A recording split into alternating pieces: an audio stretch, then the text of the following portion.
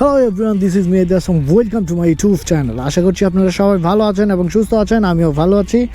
তো আজকে যেই কারণে ভিডিওটা শুরু করতেছি সেটা হচ্ছে জিএসএক্সআর বাইকের একটা কমন প্রবলেম, যেটা হচ্ছে জিএসএক্সআর বাইকের পিলিয়ন সিট। এই পিলিয়ন সিটটি অনেক ছোটো হওয়ার কারণে আপনার হচ্ছে কি পিলিয়নের বসতে অনেক সমস্যা হয়, কিন্তু এই সমস্যাটা আমরা অবশ্যই সমাধান করতে পারি।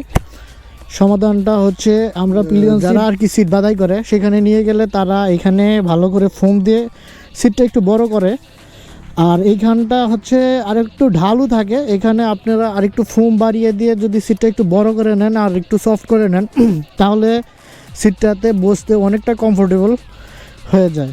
আর রাইডার সিটটাও আরও পাতলা থাকে, এটার ভিতরেও আপনি একটু ফোম লাগিয়ে নিলে আপনার দুটোটা সিট একটু কমফোর্টেবল হয়ে যাবে। যদিও স্পোর্টস বাইক কোনো কমফোর্টেবল বাইক না, তারপরেও যতটুকু আমরা পারি এটারে কমফোর্টেবল করে রাইড করি, কারণ হচ্ছে আমরা স্পোর্টস বাইক দিয়েই অনেক দূর দূরান্তে ট্যুর করে থাকি, যার কারণে আমাদের একটু কমফোর্টেবল না হলে অনেক সমস্যা হয়। এবং কি বলে, যারা লং ট্যুর করেন তাদের তো পশ্চাৎ দেশ অবশ্যই ব্যথা হয়ে যাবে।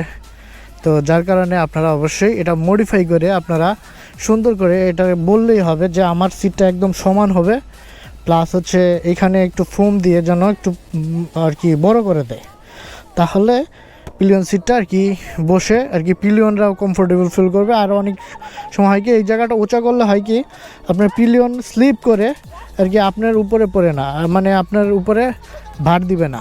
আর আপনার উপরে যখন ভার দিবে না তখন আর কি আপনি অবশ্যই বাইকটি চালিয়ে কন্ট্রোল করতে অনেক মজা পাবেন। আর আপনারা সিট কভার চুজ করার ক্ষেত্রে অবশ্যই যেই সিট কভারে গ্রিপ আছে সেগুলো ইউজ করা ট্রাই করবেন, তাহলে আপনাদের দেখা যাচ্ছে আপনিও সিটে বসলে স্লিপ করবেন না, এবং কি আপনার পিলিয়নও যখন বসবে ব্রেক করবে তখন স্লিপ করে আপনার উপরে পড়বে না, এবং কি আপনার উপরে প্রেশার করবে না।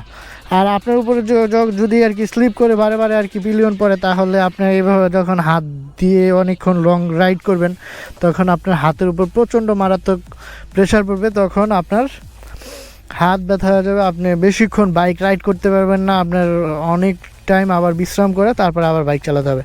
তো যাই হোক, আজকের মতো এখানেই বিদায় নিচ্ছি।